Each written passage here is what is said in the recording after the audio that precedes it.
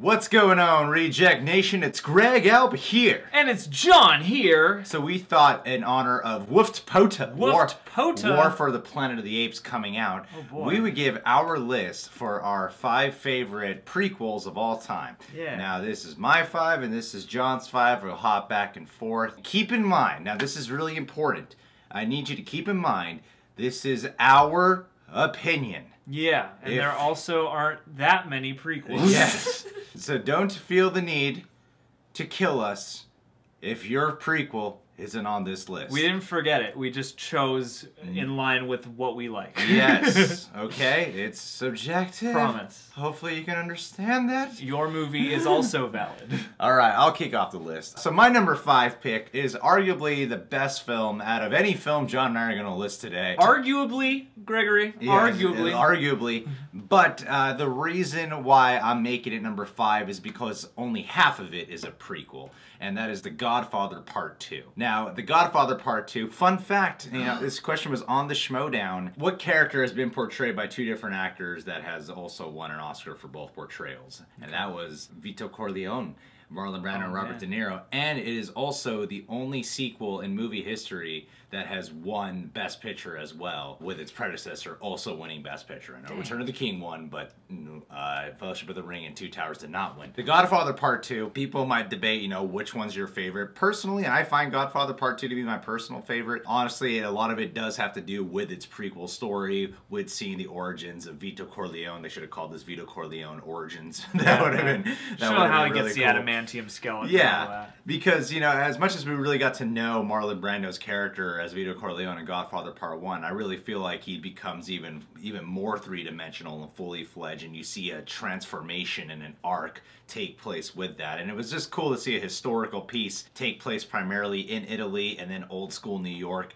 It was super fascinating, and De Niro just killed the role. So yeah, Godfather Part 2, probably the best film out of my personal 5 picks here, but it's I put it as number 5 just because it's only half a prequel. My 5 is similar. You know, it's probably the best film on my list, arguably. This is also, you know, a period piece, a throwback, going back to the Civil War days. My choice is the good, the bad, and the ugly. And I think I actually probably saw this before I saw Fistful of Dollars. And I think a lot of people did. Yeah. You know, because that title. I think the first 2 were foreign films, just considered foreign films, and The Good, the Bad, and the Ugly actually got an American release right away. This is a movie I should probably go back and rewatch again now, because I grew up, this was one of those classics that I grew up with. I watched this for the first time with my mom. I think we even rented it too, like, because I know I've seen it at least a couple times on TV. You got Ennio Morricone's arguably like the most iconic theme of any Western. Of any Western, and I'll throw it up there for movie history, you know? Yeah. And I mean, even though, you know, it is a good-sized movie, it takes its time, definitely, but there's nothing like the heat and the stickiness and the compellingness of these spaghetti Westerns, and under Sergio Leone's direction, that is it's an incredible movie. I don't pull it out all the time because I, like, crave to watch it, you know, necessarily. It is more of a film to me than it is a movie I would put on if I want to relax, but with, you know, Eli Wallach and Lee Van Cleef and Clint Eastwood together, all 3 of them, that standoff at the end, as far as Westerns go, that's like a gold standard, and it's nice to have a Western on the list, you know? That's to talk Western. And a lot of people don't realize it's actually a prequel. Yeah. You just gotta do the, you gotta do the math on it to go, oh, so, okay, I see how it's a prequel. Yeah. Okay, so my number 4 pick is the one where I feel crap coming my way. And that is Rogue One, A Star Wars Story. Oh, boy. Rogue One, A Star Wars Story pleasantly surprised me. I don't like the 3 prequels before that, you know, episodes 1, 2, and 3. But Rogue One, what I really appreciate about this film, as a guy who considers himself a Star Wars fan of the movies, I'll admit I don't go out of my way to play the video games or watch the TV shows. But in terms of the movies, I've seen them all multiple times, even the ones I don't like.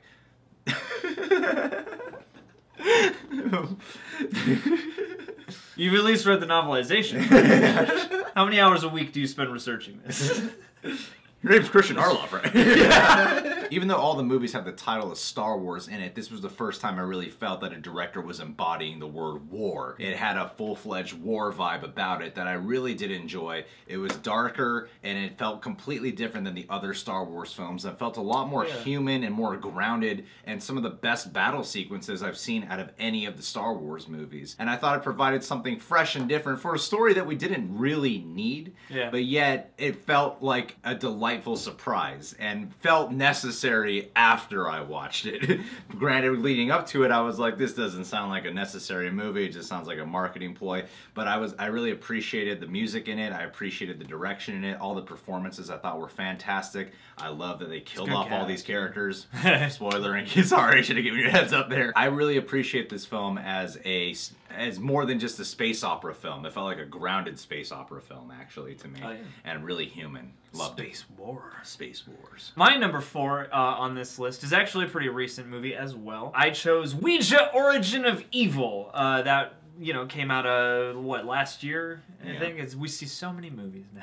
But yeah, Ouija Origin of Evil really surprised me, and you know, the buzz was good, but seeing it all come together, I really liked that they took it back, they made it a period piece, and I really liked the fact that they chose, you know, to have this sort of single mother story, and the way that they improved upon the first one. I was pretty blown away by the second one. I liked it a lot. You know, it got me kind of in every way. Like, it made me feel, I thought it was, you know, well written. I liked the characters, but it was also creepy and scary, and it kind of gave me everything I want, and it left an impression on me too. It's like I think back and I still remember that movie. I remember that movie thinking that the director was very much aware of his audience and knew when they would think this scare is coming. It kind of reminded me of James Wan did it. Yeah. Mike Flanagan is a pretty smart director, and it shows in this movie. I like this new trend of sequels or prequels, even, you know, second installments that think outside the box to improve upon the original. Yeah, absolutely. And Ouija Origin of Evil has that in spades for me. So my number 3 pick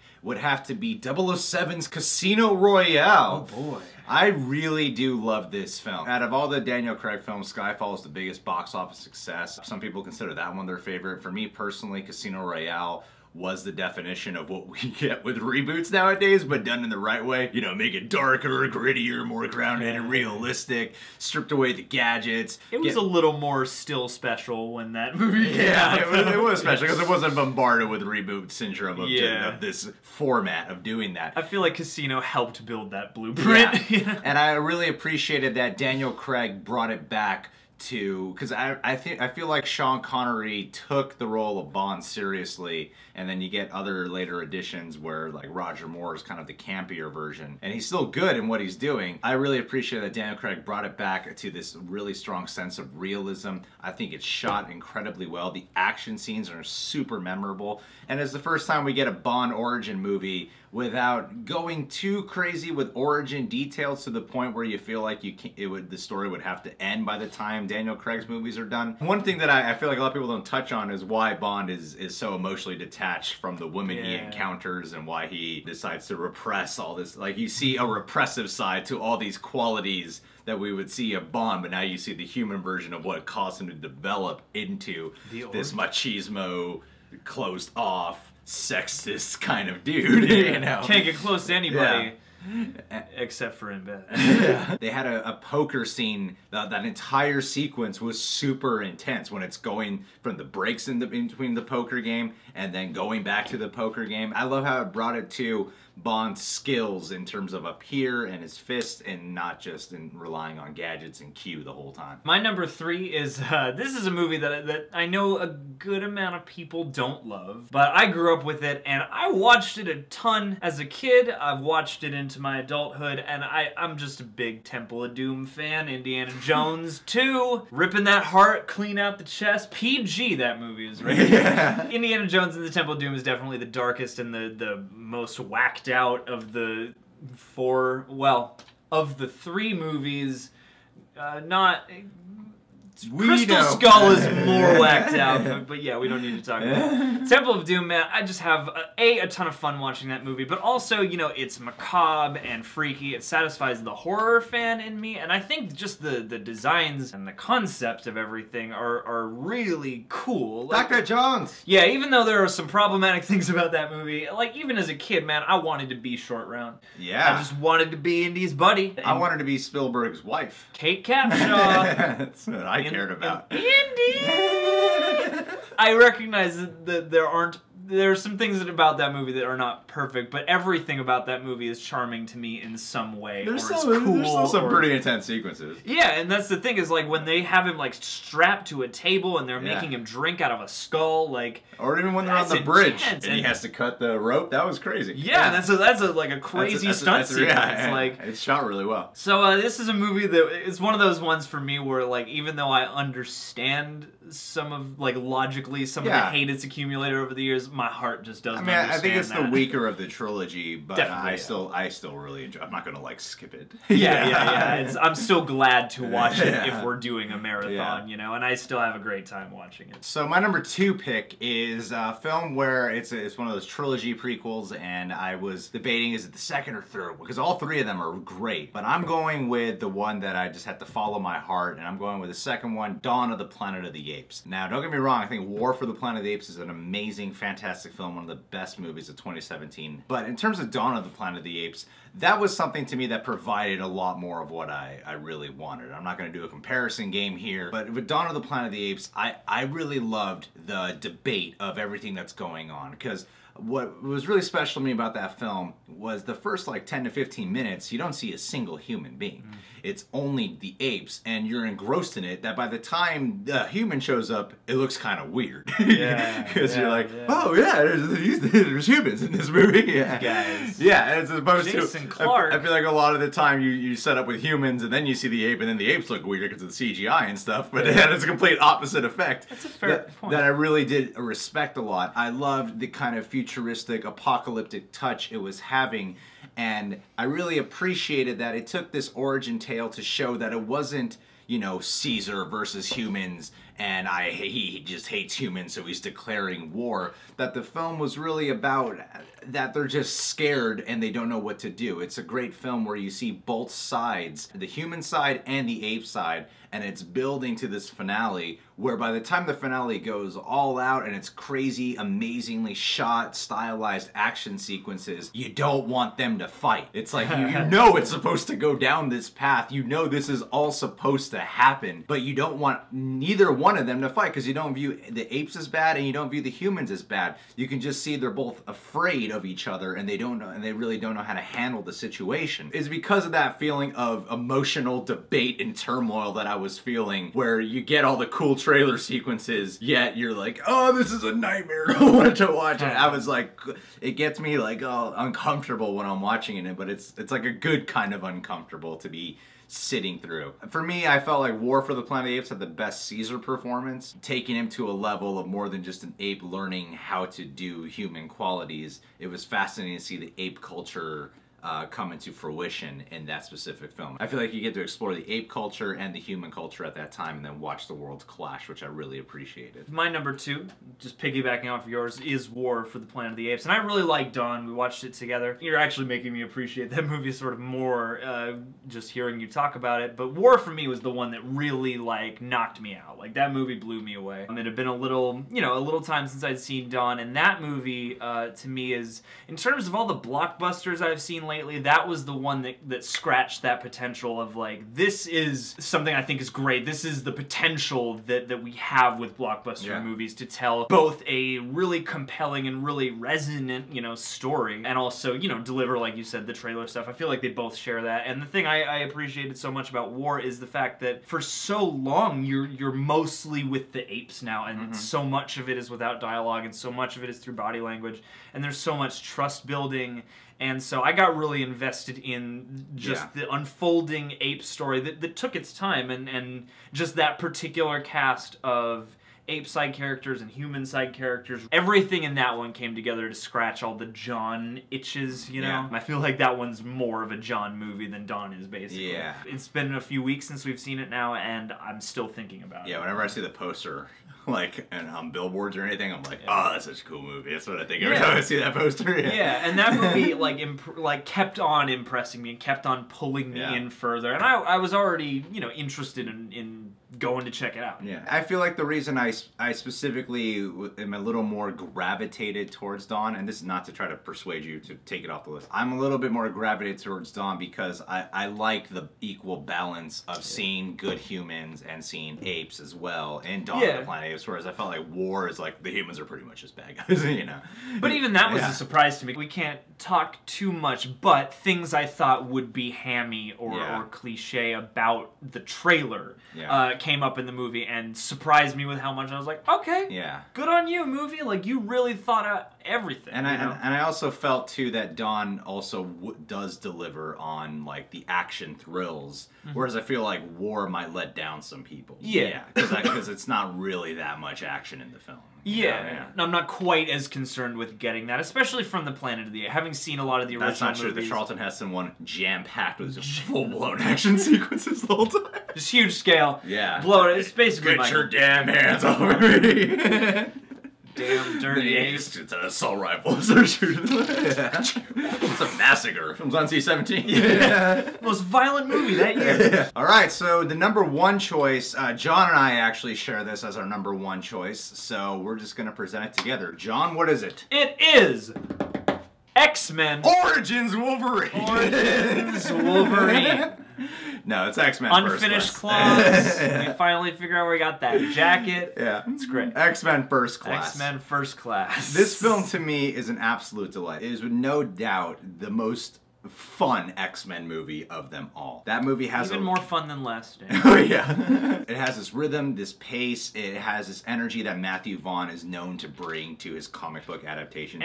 He's done a billion of those. Yeah, energy and edge too. Absolutely. Like, he always he manages to have an uncanny balance of edginess but also fun. Yeah, yeah. And it's a period piece that I really did enjoy. It was a surprise great performance from Kevin Bacon as the villain. Yeah. And when you're coming off of the heels of Patrick Stewart and Ian McKellen as Magneto and Professor X, and you get James McAvoy and Michael Fassbender, who aren't as well established at the time to be in these roles. Those are big shoes to fill, and they bring a totally different approach, yet you could see how it blends well with, they made it their own, and they're powerful performances, because the whole time in the X-Men franchise, when you're hearing about Professor X and Magneto, they used to be buddies and all that stuff, but that's all hinted at history. It's all felt history. Here, you really get to see that history, and you know it's going down a path where they're going to part ways, but it does one of my favorite prequel things where, similar with Dawn and War, where you don't want to go down this path where you know it's going to, it has that same effect. Like,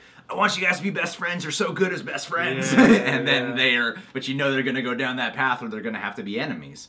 But you could see where all that history is linking to of why they never just killed each other, how there's always been an understanding and a mutual respect despite their differences. Yeah, I remember X-Men First Class being a very gratifying first view, because that's sort of a return to form from a couple of hiccups. Dude, Last Stand, Origins Wolverine, people were thinking the franchise should die. If anything, that reinvigorated the franchise. Yeah. And bringing in new blood, too. Even though they changed directors for a few things before, it really seemed like Matthew Vaughn came in and brought some new things with him, but also returned to some of the things that make an X-Men movie great. Yeah. You know, and I was pleased to see, not only did they go period piece with it, which is, I feel like, of all the prequel gimmicks, I feel like that's a pretty good one. You know, like that gives you a lot to work with without restricting you too hard. And I thought that was a nice choice. It was fun to see the X-Men in a different era, borrow from different history. And also just, I thought the ensemble they got together was great. Fantastic. I love all this stuff with the Russian missiles. Yeah, that was amazing. The Cuban missiles.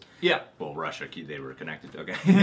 But still, like bringing it into the missile crisis, the Cold War and all that. The thing I also appreciate is the balance, kind of like you talked about with Dawn of the Planet of the Apes, where you have, you know, I'm compelled by the characters, I'm compelled by where the story's going, I'm enjoying seeing this team come together, they're building the threat nicely, and then you do get some big, satisfying action that still feels like it's on the scale of X-Men. Because one of my biggest complaints about Apocalypse is that it breached the cap of where X-Men movies live for me and jumped out into something else. And so I thought that X-Men First Class managed to be fully satisfying and kind of fully its own thing, but also, you know, on while keeping alive what I thought was great about the X-Men movies and distinct about the X-Men movies. And just a great Hugh Jackman cameo. Yeah, I was thinking that too, yeah. Well, anyway, guys, that's our list for our favorite prequels of all time. What are your favorite prequels? What prequels did we not mention that you think really should be on this list? Which 5 other Make sure they're like prequels? Real prequels. Because we know some people say like Batman Begins is a prequel, but I'm like, that's an origin story, and it's not a prequel to any specific Batman movie. You know, it's not a prequel to like the Michael Keaton version or something. And some people might say Wonder Woman is, but to me that's just another like origin universe story. It's like, sure, technically Spin-off. prequel to BVS or something, yeah. Yeah, I wanted to use that card, but we went purist. Just went for like clear-cut prequels. Let's do that. Yeah. Do you have any runners-up before we hit the road? Yeah. The Hobbit, Desolation of Smog, whatever the first one's called. What's the first one called? The Hobbit, the Journey to Boredom.